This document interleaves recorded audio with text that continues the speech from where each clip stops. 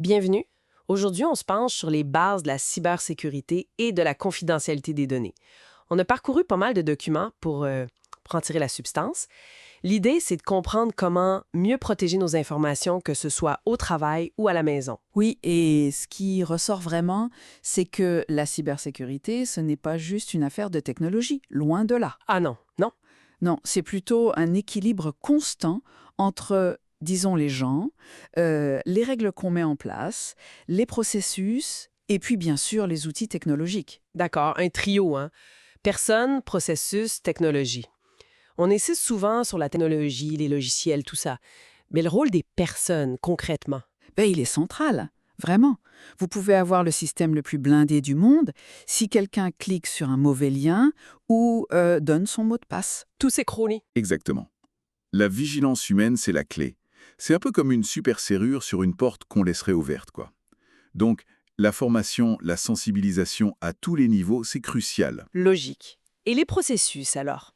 Comment on fait pour qu'ils soient utiles sans être trop lourds? Bonne question. Ils doivent être clairs, simples, accessibles. Pensez au plan d'évacuation incendie. S'il est incompréhensible ou rangé au fond d'une armoire, Il ne sert à rien le jour J. voilà.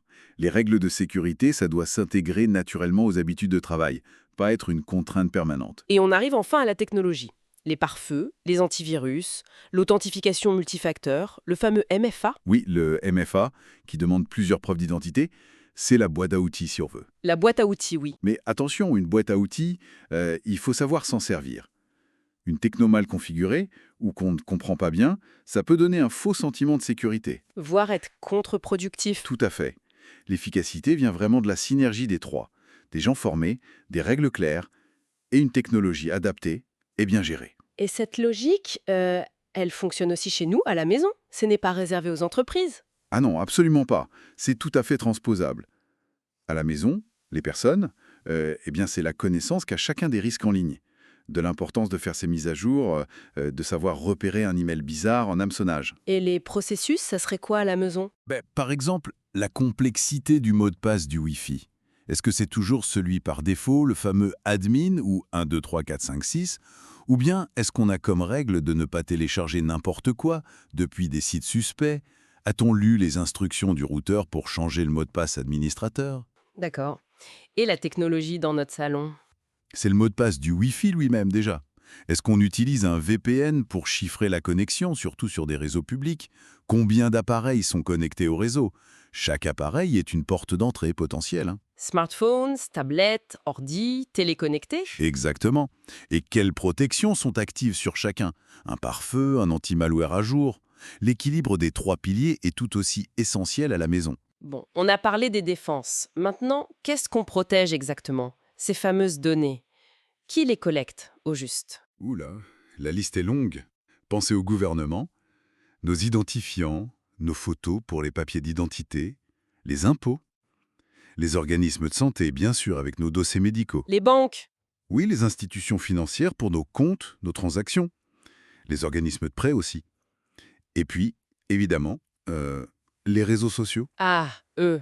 Ils collectent énormément, hein, notre profil, nos contacts, notre localisation parfois, ce qu'on aime, ce qu'on fait, et même des données techniques invisibles, les métadonnées. J'imagine que toutes ces données n'ont pas la même valeur, la même sensibilité. Non, bien sûr.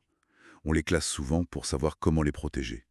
Il y a les données publiques, que tout le monde peut voir.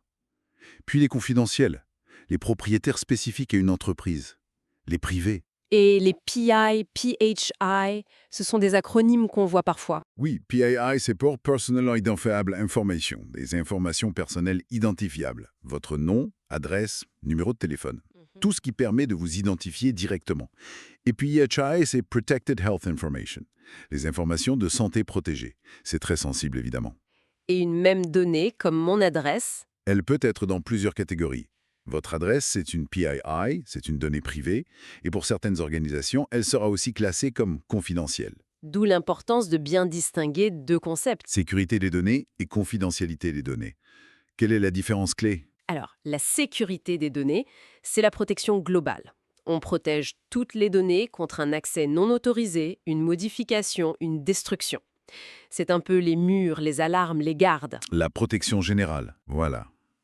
La confidentialité des données, c'est plus spécifique. Ça se concentre sur l'empêchement de l'utilisation non autorisée des données personnelles privées. C'est le respect de ce qui ne regarde pas les autres en quelque sorte. Comme le contenu d'un journal intime. C'est une bonne image. Donc la confidentialité, c'est une partie très importante de la sécurité globale des données. Et quand cette confidentialité est bafouée, lors d'une fuite de données par exemple, les conséquences pour une entreprise peuvent être, Désastreuse. ah oui, très lourdes. Sur plusieurs plans. D'abord, financier. Les amendes peuvent être énormes, surtout avec des règlements comme le RGPD en Europe. Il y a aussi la perte de clients, les frais d'avocat. Ensuite, Ensuite, opérationnel.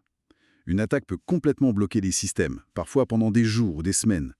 Le temps et l'argent nécessaires pour tout remettre en état sont considérables. et il reste l'image. Exactement. L'impact sur la réputation, c'est peut-être le plus difficile à réparer.